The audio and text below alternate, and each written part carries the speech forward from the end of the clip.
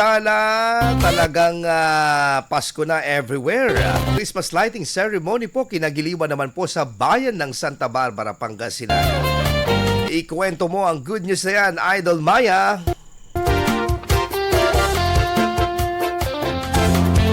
Opisyal nang sinalubong ng MDRRMO Santa Barbara ang panahon ng Kapaskuhan sa Santa Barbara, Pangasinan sa pamamagitan ng isang makulay na Christmas lighting ceremony noong gabi ng November 1, 2025. Nagningning na parang mga tala sa gabi ang mga Christmas lights sa MDRRMO building na nagbigay ng kasiyahan sa mga residente ng nasabing munisipalidad.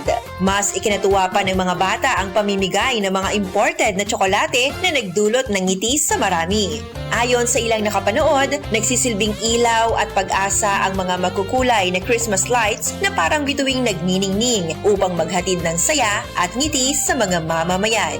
Yan ang ating good news. Ako po si Idol Maya, Tatak IFM. IFM News. IFM News. IFM News.